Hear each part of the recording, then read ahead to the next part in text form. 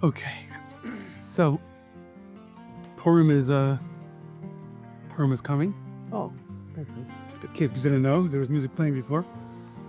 So, as every holiday, every mitzvah, when you look into it, there are so many parts to it. So you could focus on no less 20, 30, 40 aspects of Purim, and you can connect to it. So we're not going to cover all 30, but whatever. But the question is like this. It's a very powerful day, right? It's the only untip that's going to be around when Mashiach comes, whatever that means. Does it mean literal? Does it not mean literal? There's an aspect of Purim that is eternal. Rambam brings us only untip can be around when Mashiach comes. Everything else is going to be nullified. not Tishma. That's what the Rambam brings. So what does that mean exactly? What does that mean? We have nothing else. How could it be? The Rishonim talk about it. Okay. But there's something that's very unique about Purim and extremely powerful. Now, I'm not a historian, but there are numerous miracles that we've had since, let's say on Yeshua's time until today that Hashem saved us, and not all of them got their own holiday. Hanukkah and Purim were the two unique ones that were established in the exile for a certain reason. Every holiday is established with a certain message, a messer, a message for each one of us to connect to Hashem. We don't just make holidays for no reason, but it's all to bring us closer. And the rabbinic holidays are no less in that way than they're also there with an incredible ability to come close to Hashem. So the two questions are going to be, what is the real power of Purim? Can we find an overarching theme and we can tap into it? And once we find that, can we hopefully connect it to the 4 mitzvahs of the day? That would be the goal. 4 mitzvahs of the day are Mikra Megillah, reading the Megillah, having a meal, drinking a little more than usual, whatever that means, whatever different opinions about how much you have to have. A day, it's clear, it's a day of Simcha Mishta, it's a happy day. So there's Megillah, there's the meal, and then there's 2 interpersonal relation mitzvahs. Make sure you give money to the poor, which is always a mitzvah to do. It's always a good thing to do. And give special presents, special food to your friend. So other holidays don't have this, It's always nice to give presents to your friend, it's great. But Purim is unique. So what about Purim is behind the scenes, so to speak, that underlying all these different things that are happening? And maybe if there's one overarching theme, then the whole day a person's able to focus on at least a little bit of that. So, okay, we're gonna bring. I know it's a little overwhelming. Don't be scared. It's not so many sources. It's just they're just helpful for me to stay focused. So, okay, so the first thing we're gonna focus on is the power of Purim, and then we're gonna move on to the mitzvahs. So up, all the way from Cyprus back to Portland. Here it's better. So let's see if we can do that.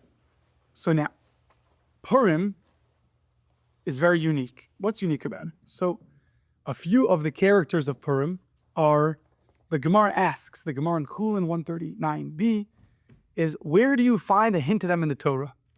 It's interesting. We don't ask this by other people, by some people in the Purim story.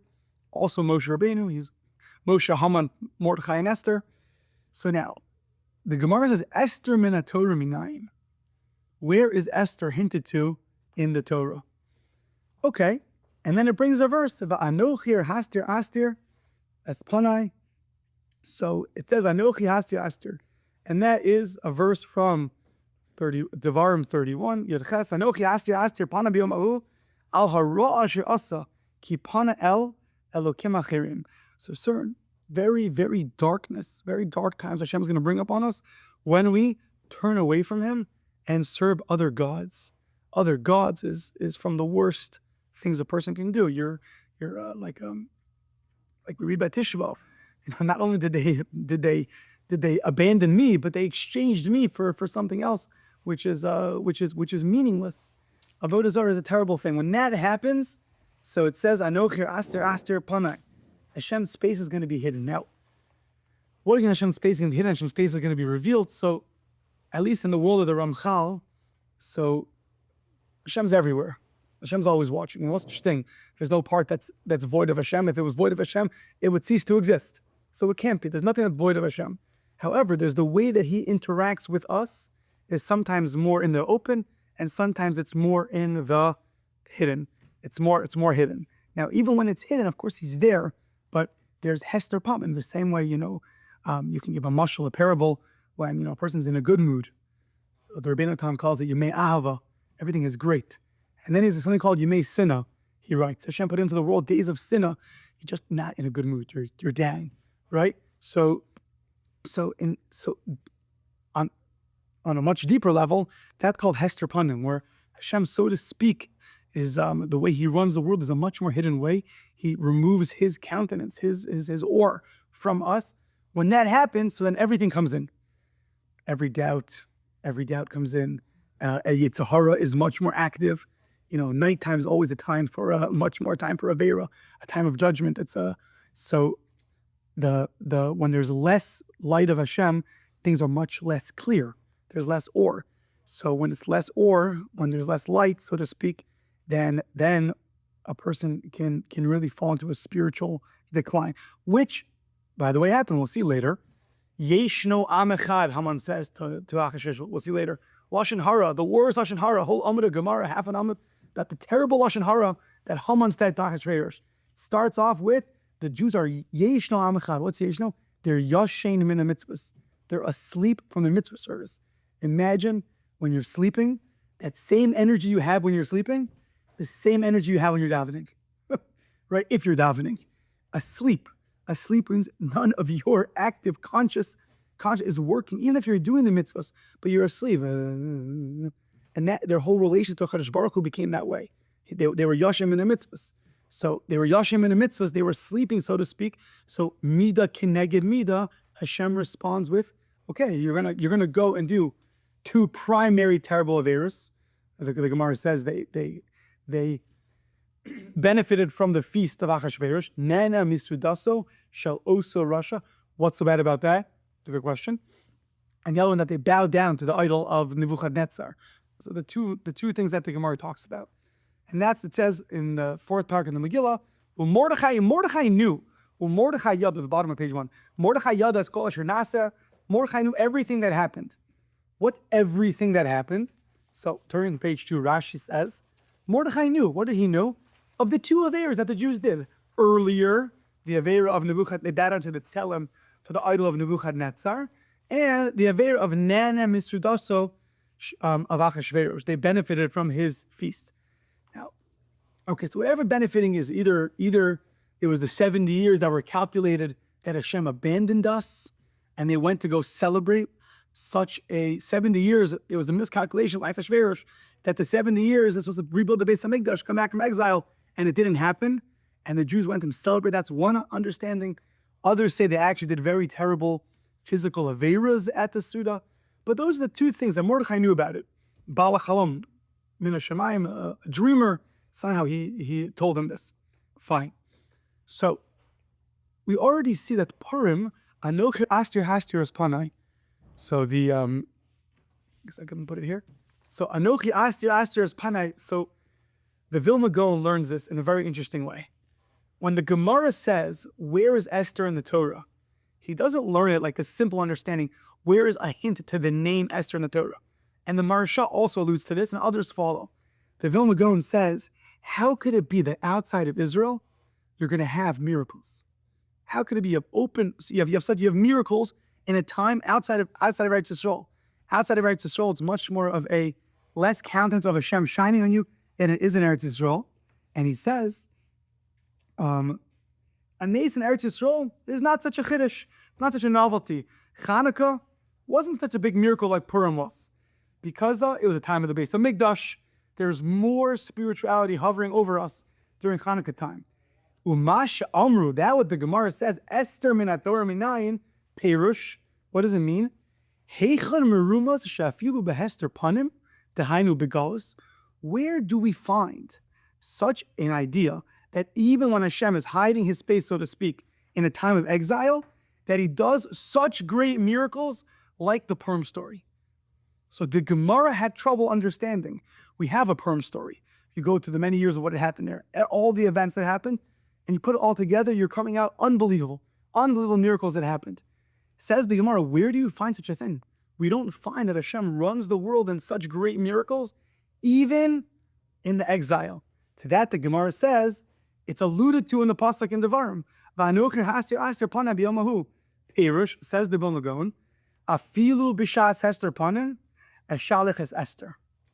Even at a time of Hashem's countenance being hidden from us, I'm going to send you somebody, with no coincidence, whose name is Esther. We'll see more about it. And it's going to save the day. Meaning, the Gemara had a back and forth. Do we find such great miracles when it's a time of exile? The Gemara thought, no. It's only a time when we're in Eretz Yisrael, when maybe there's a base of Mikdash. And to that, the Gemara says, no, we did find it. We found it by Purim, as alluded to in the verse, now, commentaries pick up on the double language, panai. It was a double hester panim. It was a darkness within a darkness. Not only were they in exile, darkness number one, but they were under Haman, exile number two. So the challenge here was to remove them from a double exile. Esther and Mordechai were the keys to getting us out of there. But you see that Purim already, it's different. It's different than other ways Hashem runs the world. In the exile, we find that he still can do a Nez Gadol Kazeh. So that's the first beginning place that we see something different about Purim. Fascinating discussion. The Gemara says, by Yetzias Mitzrayim, we left Egypt, we say Hallel. By Purim, if you go from slavery to freedom and you say Hallel, for sure you should say Hallel when you go from death to life, right? Obviously. Gemara gives a bunch of answers. 3 answers, I think. One answer on page 2, it says, Rav Nachman Amar, no, Kriyasa Zui Hilula. The reading of the Megillah is the Hallel. So let's ask a halacha question. You're stuck somewhere with no Megillah, but you have your sitter. And you turn the page, whatever the page number says, you bring your own personal page turner for yourself, and you turn the page, whatever it says there. So you say Hallel. Were you Mekayim the mitzvah? Did you fulfill the mitzvah of Kriyas Megillah? No. No? What do you say? Not sure? What do you say? No. Okay, so the truth is there is a Meiri. The Meiri says you do. However, in halacha, we don't hold like him. But the question is, Kriyasa Zuhi Hilula, why not? Gemara says, reading the Megillah is the Hallel. So if you don't have a Megillah, say Hallel. It sounds like there's like 2 forms of Hallel. So why in halacha do we not go with that? Because there's 2 kinds of Hallel. There's a Hallel which is thanking Hashem for the great miracles that he did. That's why so much of Hallel is recalling Yetzias Mitzrayim. And then there's another kind of Hallel. And that Hallel you can only say with a Megillah Esther. It's a Hallel that's not revealed. It goes through the story one by one, and only at the end, through the story, do you realize that it's not 100 coincidences. It's not one big coincidence, it's one big miracle. But that's a separate form of praising Hashem. It's a different form. It's not like, wow, you're blown away. He took the sea, split it, and you were like, unbelievable, you're blown away. This one, I heard today, one of the, not Hasidish, but the Sefer is definitely very Kabbalistic. He's so Chorish Ravoda. He goes, Kriyasa Zuhi Lula means you reading it, when you're Koirei the Megillah, or you hear it being read, you have to come on your own to your own Hallel. You see Hashem running the show, you come to it on your own. It's your own understanding, your own personal realization that Hashem is running things even in the depth. That's why you, deep down inside, you have to come to it. If a guy does, a havdil, so to speak, a magic show, okay, so we're all blown away. Doesn't take much that, it was here and now it's gone. Wow. Right? It splits the sea. Wow. So you like magic. So here's a few tricks up his sleeve. So that's, okay, and you have to be crazy not to realize that, look, he just took 10 plagues and flipped the whole world on its head. Yes, amazing. But then to look at events that you also go through in life, we have kings, they get replaced, and queens get chosen, and people are walking, and this happens, and someone gets built gallows. We have that also. And to go through that seemingly regular sequence of events, and from there you come to your own Hallel. So that's the goal of Kriyasa Zui Hilula. So, okay, so that's another place we see that is a different kind of Hallel. So first we saw it's a different way Hashem runs the world. It's a miracle in a much more hidden way, even in the time of Hastir Panai. Second thing is, the application is the Megillah is a Hallel, but it's a separate kind of Hallel.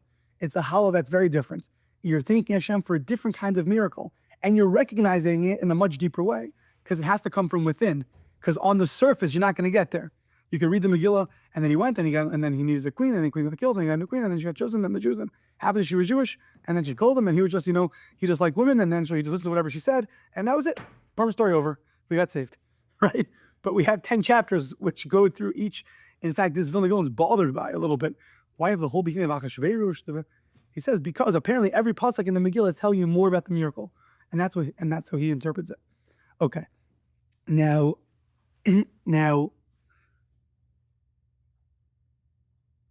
Skipping to the bottom, page 2, very interesting. By the way, just interested, it's probably the only Masechta that takes a part of Tanakh and just goes through 7-8 daf interpreting it. I don't know of any other places that it does that. Megillah's Esther from daf, Zayin and Ches till Tezvav, Tezayin, just goes through the psukim. Interpretation after interpretation, part of the theme of Megillah's Esther to reveal the hidden. That's what it would seem like. It's taking every verse and telling you the depth behind it. So it says there, a lot of Amoraim, rabbis, they would start their Purim shiur. It says they would be Pasach lach pischa lahai parshasa mehacha. Each one would open up, he would be Pasach, with another verse. And there's a whole amud of verses. Now, simple meaning is, this is how they would start off their introduction to their Purim shiur. However, others say Pasach la pischa means it's the key. It's the key to the opening of understanding the Megillah. Each rabbi felt, if you understand this beginning, my headline to you, then you'll understand the Megillah. And they had a machlokas, or different opinions, which other verses in Torah are the key to understanding the Megillah. So the bottom of page 2, they bring a pasuk from Yeshaya, I believe in the 55th chapter, 53rd chapter. So it says, Tachat sananutz yala barosh, instead of a thorn, there should be a cypress, the kind of tree. And v'tachas asirpa yala hadas, and instead of some kind of a nettle, shall the myrtle come up? And the Gemara interprets as referring to Haman and Esther. But then it says at the end, it says, on page 3, it says, after going through this whole verse, at the end it says, Yala hadas zu Esther, her name is Hadassah. And then it says, Vahila Hashem l'shem. The end of that verse is that Vahayala Hashem, it should be for Hashem a name. It should be for Hashem a name. That's referring to Mikra Megillah. It sounds like Hashem here, it's Yud Kei Vav Kei. Somehow, through the Megillah, you're going to understand Shem Hashem, Yud Kei Vav Kei. So that's everybody asks, what does that mean? We know that the name Yud Kei Vav Kei is not one time mentioned in the Megillah. There's 2 times that it's mentioned with Roshei Tevis and Sofei Tevis, the beginning of 4 words. The beginning of them spell out Yud Kei Vav Kei, and the end of another area, it spells like Yud Kei Vav Kei. But nowhere does it say Hashem's name. So how could the opening to the Megillah be, it should be for Hashem a name? Okay, so now we're going to touch upon something that we're not going to do justice to at all. However, just like there are 2 ways Hashem runs the world, there's the hidden way, there's an open way. Hashem's name, we know, we don't read it the way it's written. We don't read it Yud Kei Vav Kei. We read it Aleph Dalet Nun Yud Ado. Yeah. So those are 2 ways. So there's one is a much deeper way. Hashem's name, the way it's written Yud Kei Vav Kei, is Haya Hova V'Yihya. That name represents Hashem, who was, he is, he always will be. It's the name that represents ultimate chesed. Ultimate chesed, Elokim, is judgment. We're not privy in this world to be able to pronounce it the way it's read. So we can only pronounce it Aleph Dalet Nun Yud. At the end, he's the master, he's Mesader the world, he's the owner of the world, he runs the world. And that much we understand, that there's justice and there's punishment, that we understand. The deeper part of that, we're only going to be privy in the next world. We'll be able to read the name Yud Kei Vav Kei the way that it is written. So, V'hayal Hashem l'shem is, even though it seems like it's not written anywhere in the Megillah, the name of Hashem, but there's a new name of Hashem which came out through the Megillah. There's somehow an application of Yud Kei Vav Kei that came out of the whole Purim story. It's a new name of Hashem. What's this new name? It's the same as I said in the beginning. The name of Hashem, the name is always the way he runs the world, the way he interacts with us. All the different names of Hashem are different ways that we relate to him. So V'hayala Hashem l'shem, a name for Hashem. What's that name? That name is like the first thing he said, that Anoke Esther Pana B'Yomahu. There's a way that he runs the world. There's a new name that was revealed to us through the Purim story. That in the double hester, in the double darkness, there's a name of Hashem. There's a way that he runs the world. And we were privy to understand that and to live that and to realize that and to celebrate that. And now it's at the end, like after they realized, because recognizing Hashem when things are easy is one way. Recognizing Hashem when he splits the sea is one unbelievable way.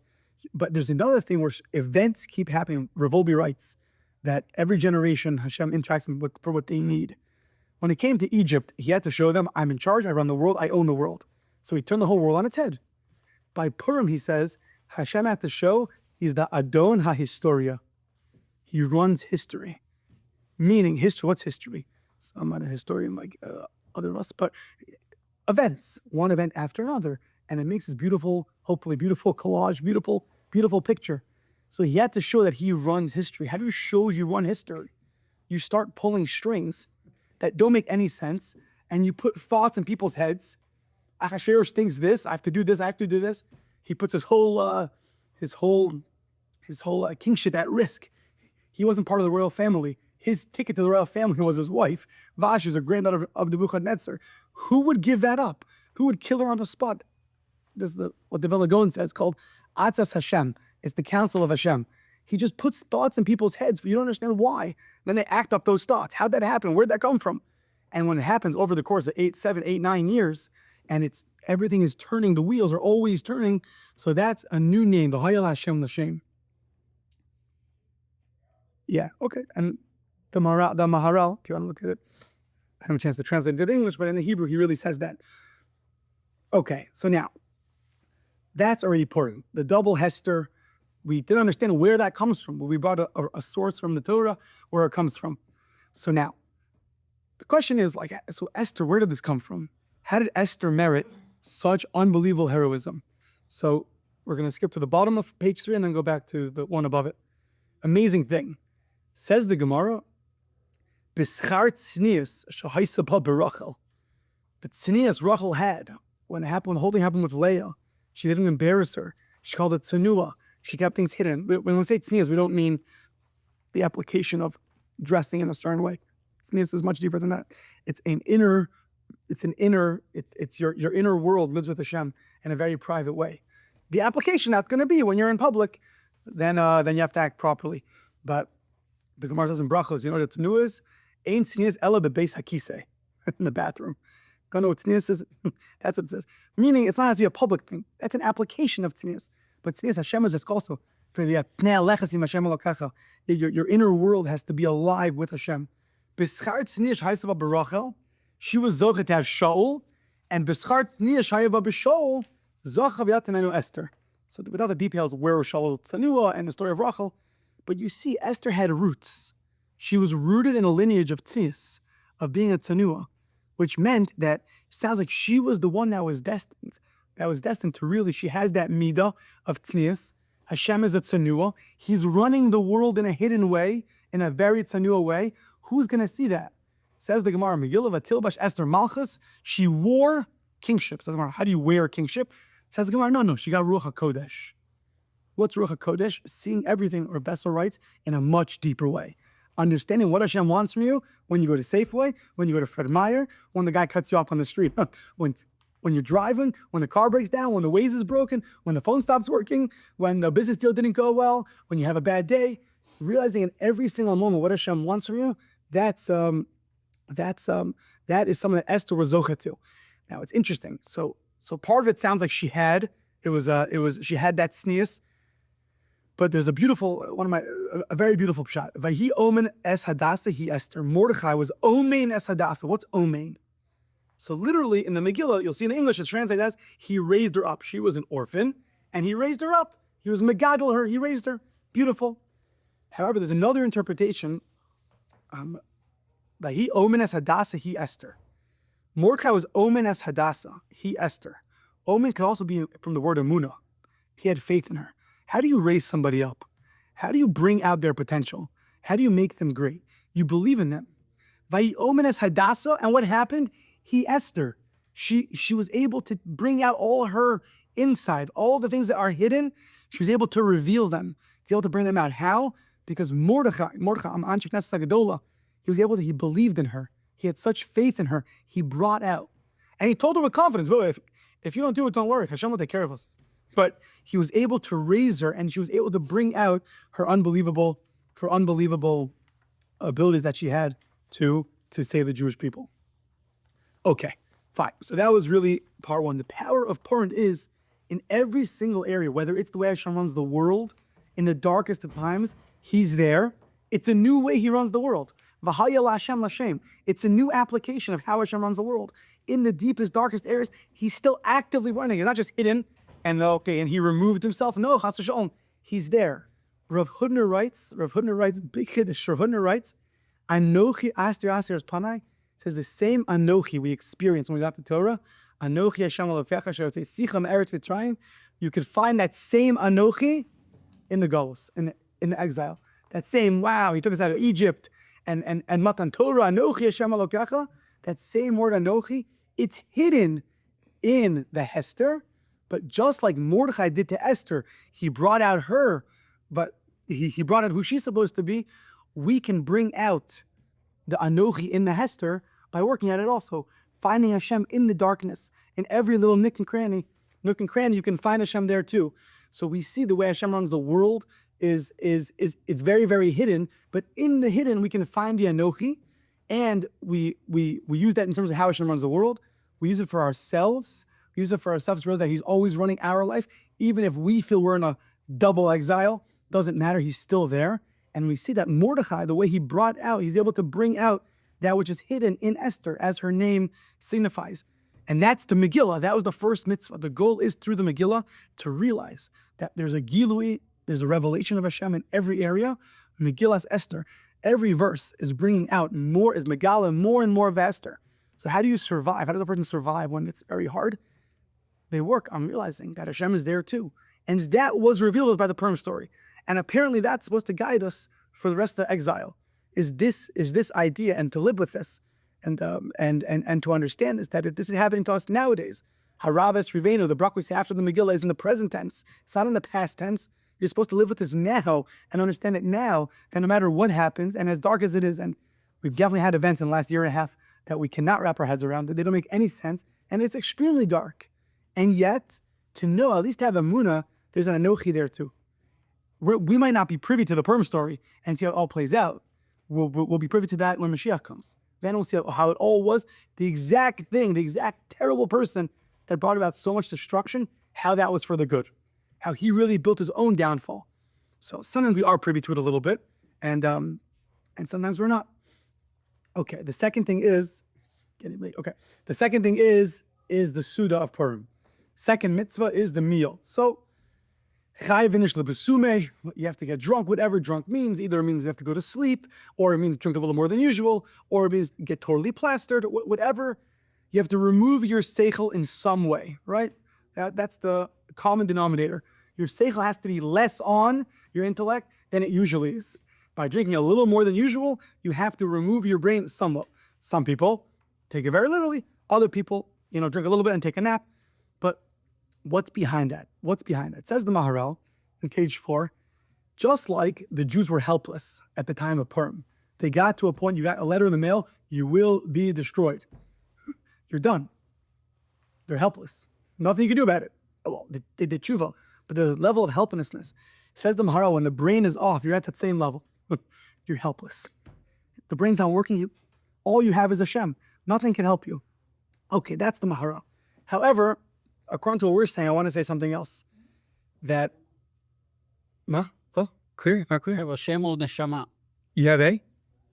Hashem or neshama. You don't have the mind, but you have the soul. Right. Yes, so good. So another idea is like this. We know that when our neshama is during a nice davening, Yom Kippur, Ne'ilah, or you do a mitzvah really well, you hopefully a person's in tune a little bit. They feel their neshama. It's like, it gets satiated in some way. You do a really good act of chesed. You have an inspirational davening. You go to a great shiur right before Purim Wednesday night, right? Your neshama is active and it's enjoying and it's. But how about your body? Where's the holiness of your body? So we think the body just like schleps along for the ride, right? The body's here because of whatever. We're physical. kachav, it has to be, and like the neshama is really the main part in our body, isn't it? What can you do? Do a little exercise, don't get too heavy, and like that's it. But not true at all. The Ramchal says, others say, the more the neshama is active, what does it do? It purifies your body. Your guf becomes kadosh. Just the same way that a Aron Kodesh is holy, it contains the Sefer Torah. Right? And the Sefer Torah is holy, it contains the words. The words of the Sefer Torah are on the cloth. And the same way you have your tefillin, the tefillin goes into a tefillin box, and that's called Tashmishe Kedushin. That's also holy. Our body is also like that. That's what is a Hilchos Avelos. A person dies. It's like a Sefer Torah that's burnt, the Gemara says, or the Gemara in Holiness says. Even a regular person who dies, a regular Jew, is like a Sefer Torah that got burnt. Our body has intrinsic holiness to it. It's Kadosh. Now, it's hard to realize that sometimes. So Purim, when the brain's a little bit off, you see how your body is. What happened the whole year? If the body's involved with the neshama, they're working together in tandem, so then the body's able to respond in a very positive way. You're showing the kedusha of the body. But once again, the holiness of the body is much more hidden. The whole year, you're not following your Torah, it's tefillah, the brain is on, the intellect is working.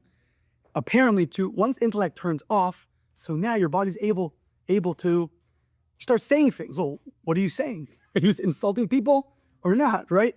Are you kadosh or not? It's a day to let the body, it's so to speak, the hidden part of your kedusha express itself. And apparently, as long as the seichel is on, so we're always cheshboning things. This might be another point. We're thinking about things, we're rationalizing things, but on Purim we don't do that. Stop with all the rationalization. You turn the brain off and you let the body go. You see where Kadosh Baruch Hu is in the hidden, meaning when your brain's not on, when your brain's off. When your brain's off, on the one hand, it's a little bit harder sometimes because you can't make rational decisions and you can't understand things so well. On the other hand, when the brain's on, it's always like, well, maybe Hashem did good for me, or maybe he didn't. Maybe it was a miracle, maybe it was a coincidence. Your brain's able to do a shikol hadas, it can weigh things out. When the brain's off, it can't do that. So in a certain way, you can have a certain level of clarity when the brain's not working as much, because you just have the body, and the body's able to hopefully act kadosh in the way that it's supposed to. But that's also much more hidden. When the brain is on, we don't see that as much. We don't give that much attention to it. But what the neshama does to the guf is more evident on Purim. Haman, by the way, Haman went to lahashmin laharagu abed kol yudim. The Vilna Gaon says even after they died, he wanted to take the body and destroy it. Even after the Jew is dead already, he didn't want a Jewish body around. Why? And Keneged that, the Vilna Gaon says you have the suit of Purim. That's the mitzvah. Keneged that. He also says that every yontif you have half Lashem and half eating. If you have to, and the Rambam brings it down. First go to shul, then go eat, then go back to shul. It's called Chetzi Lashem, Chetzi Lachan, Chetzi Lashem. So the Vilna Gaon says Purim is Yom Kippurim. On Yom Kippur you only have the Chetzi Lashem. Where's your Chetzi Lachan? Where's the part of yontif that you have to actually? So he says that's Purim. So Purim is a time where you can uplift the body. Yom Kippur you don't do that. You uplift the soul. But Purim, your body can get uplifted. You can connect your body to Hashem. You can connect your mouth and ears, arms and legs to Hashem in a way that you can't do other times of the year, and you can't always do when the brain is on. Because you're not going to go around saying random holy things, or someone told me, that Purim they try to make the slowest bracha once a year, Baruch, with the simcha. Like, we should do it all year round. Why don't we do it? What's stopping us? Why isn't every bracha Baruch Atah, or you put a little music beforehand? Stop, make a great. Probably many answers to that question, but part of it is because our brain stops us from doing that. But on Purim, you could do that.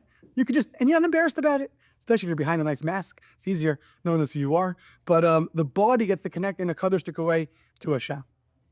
The third and fourth mitzvahs are a little bit connected. Matanos lavyonim and Mishloach manos, taking care of the poor people and giving presents. So we asked, where do you find that another yontif has such an emphasis on such mitzvahs? Why? It's always good to help poor people. Why all of a sudden Purim? So very briefly, that on page 5.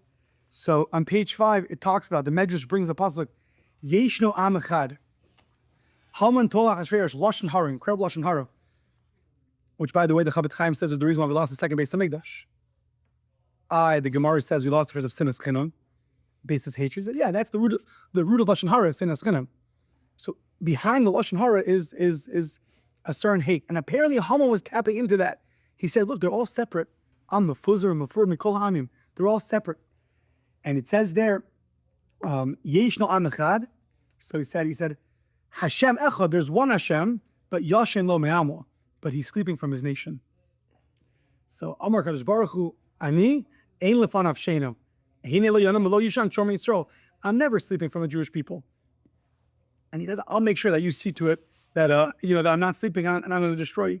So the Gemara Megillah says, Yeshna Am Echad was terrible lashon hara. I guess let me put it here. Was terrible lashon hara that Haman said about the Jewish people. Now it seems like he was tapping onto a real thing. There was something about us that was mufur and mufuzar. We were separate. We were not getting along. Because when you disconnect yourself from spirituality, right, as we were yashem and a mitzvahs, you're just left doing bodily desires. You don't have the neshama active. If you're not active and alert with your mitzvah observance, like they weren't, and you have a hester panim as a result, you're in exile. So then, what are you doing all day? You're feeding your body. You're feeding taiva. You're feeding desires.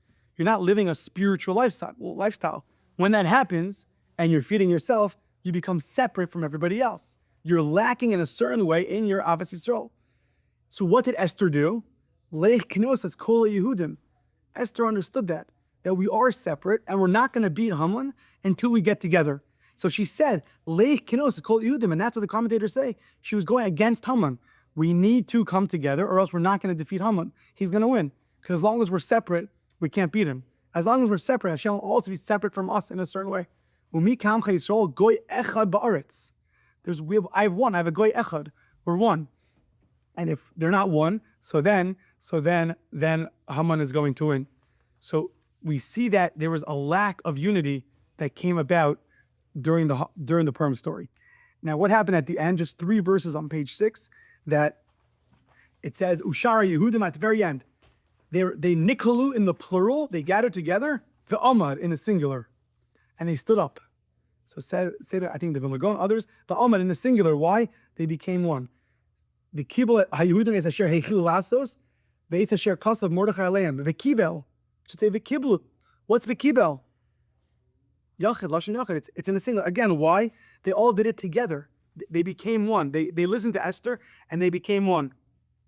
And then again it said Hayom ha'ela niskar menastim b'chol dor v'dor. Every generation mishpachu mishpacha. Every family should get together in every province, in every city. And what does Rashi? What's every family? Says Rashi. Mis'aspin yachad, we gather together. Va'ochlim v'shosim yachad, we gather together and celebrate together, because the only way we beat Haman was by being one, by joining together. And if we don't join together, and how do we not become one? How did Sinas Chinim start? When just like by the way when we got the Torah, they were at Refidim. What happened at Refidim? Amalek came. What was that Refidim? Rafu Yedeya min Torah. They weakened their hands from Torah, from living a life of spirituality. Then you live a life for yourself. If you're living for yourself, you can't live for the other. So the antidote to that was that we have to be one. We have to join together and be one. So now, Matanot Levyonim, what is that? You're giving money to a poor person. What does that mean? It means you're taking responsibility. Someone needs something, and you're taking a charayut. You're taking responsibility. I try, yeah? So you're taking responsibility for somebody else. That's had to do it once, right?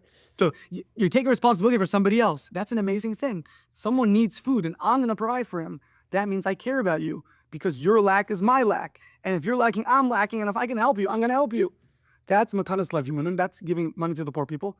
And Mishloach Manos. So how do we develop care for one another? So one way to do it, maybe the main way, is you start giving. You just give. The giving itself will breed love. When you sit there packing tomorrow Mishloach Manos, and you think about 2 people in the community that probably aren't getting Mishloach Manos the same way others are getting Mishloach Manos, and you write them a special note, and you put effort, and you put thought into it, and you package it nicely, and you hand deliver it to them, you're going to start caring more about that because you put time into it. If you just package like a matzah baking machine, and give it out, to every person, okay, that's a beautiful thing. We're not taking away. But to build love for one another, you have to put thought into it.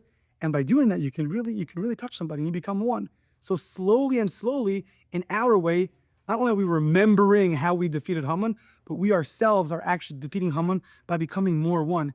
And just like when we got the Torah, it was Vayichan in the singular, Yisrael Neged Har, we became one. So too by Purim, when we re-received the Torah, we also only did it through becoming one. So it could be, now, the Matanot Mishloach Manos, you only can care about somebody else if you've revealed the hidden in yourself. If you're living a bodily lifestyle, you're not going to be able to care about someone else the same way. You'll care for them when it's convenient, but 5 p.m. comes and you go home, I don't hear from you anymore. When I see you in shul, it's not. But at a shul, I'm not thinking about you, right?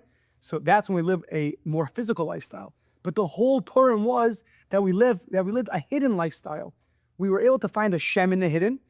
Esther was able, Mordechai was able to see the hidden in Esther, and she was able to step up to the plate. Then the Jewish people realized that we were sleeping in our mitzvah observance. When you're sleeping in your mitzvah observance, you're not going to be able to act the way you're supposed to, and you can't care for other people the same way either, because by definition, your body's taking front stage instead of your soul. Once your soul takes front stage, then you realize everyone else is the same part of we're all together in this, because we're all one soul. We're all different bodies, but we're all one soul. So it depends how you live. If you live soul like a soul, so we're all one. Of course I'm going to help you. It's not even a question. I'll do whatever it takes. There's no difference between you and me. If I take care of myself, I'll take care of you also. But that only comes with realizing that the Anochi, the same Anochi that we had by Yetzias Mitzrayim, by the revelation of the Exodus of Egypt, that Hashem told us, Anochi Hashem Elokecha, realize in every opportunity, no matter how hidden it might be, you have a chance for that same Anochi, and you can bring it out, and you can bring it out in every situation, in yourself, you can bring it out in others. So that's why I concluding is that we know the world stands on 3 things: Torah, Tefillah, and Gemilas Chasadim. So commentators explain it's 3 parts of our mitzvah observance, between you and yourself, you and others, and you and Hashem. Tefillah, you and Hashem. Gemilas Chasadim, charity, you and others. Torah is you and yourself. You're building yourself to be a holier person. So it would seem to me that parallels itself in the Purim story. You read the Megillah, so when you read the Megillah, so that's between you and Hashem. You're realizing Hashem runs everything. You're revealing Him through the hidden story. When you're at the Purim Suda, so that's really between one and oneself. You're seeing, how are you? How holy are you? How holy is your body? How in touch is the hidden part of you, the bodily part of you, when the brain is off? And the third part of the Gemilas Chasadim. And on those 3 things, the world continues to stand and continues to go. So, Bez Hashem, the Purim, it should be revealing the hidden of everything, of every part of ourselves, of every part of others. You see somebody, that's their body. Look way past that. It's a whole life, it's a whole person, and care for the hidden part of them, not for the revealed part of them. Because the revealed part of them might not be so attractive sometimes, but the hidden part of them is beautiful. And it's our job to see that in ourselves, in others, and see Hashem in every possible way. And Bez Hashem, if we can do that, and we can find Yanochi in the Hester, so then just like in the Purim story, like Hudum Haisa Ora, the Simcha Besasan Likar, Ora zu Torah, Simcha zu Yantif, Sasan zu Mila, Yikar zu Tefillin. The Jews got back. They were doing Torah, but they got back the light of the Torah. It was now shining on them. Because when you reveal Hashem in the hidden, then you get back the Ora of the Torah. When you reveal the Sason of the Yantif, the happiness of Yantif, then you get back that happiness of Yantif. Not just a regular Pesach anymore. We work so hard, we clean Prachamet, blah, blah, blah. No, there's a whole hidden part of Pesach that is supposed to be uplifting. You're free. You really attach yourself to Hashem in a real way. And so to Brisila and Tefillin for another time. But Bez Hashem, it should be a Purim of like Hudim Haisa Ora V'Simcha in our way, and to realize that behind everything is always multiple layers. And the deeper we get in terms of our relationship with Hashem and ourselves, then the deeper we could see the world. And the deeper we see the world, we can see deeper layers in everything around us. And if we do that, then no Haman could destroy us, because we're going to be finding the Anochi and defeating him. So Bez Hashem, it should be as they say, a freiliche Purim, a happy Purim, because when you're living with Hashem, you're very happy. Simcha is always in the Torah. Simcha lifnei Hashem. They always go together. When you're lifnei Hashem and you're before Hashem, you're always besimcha. It can't be otherwise. So Bez Hashem should be able to be zocha, merit the ultimate simcha this Purim, and hopefully that'll merit the ultimate happiness of building the base of Mikdash. Amen. Thanks, Shkai for coming.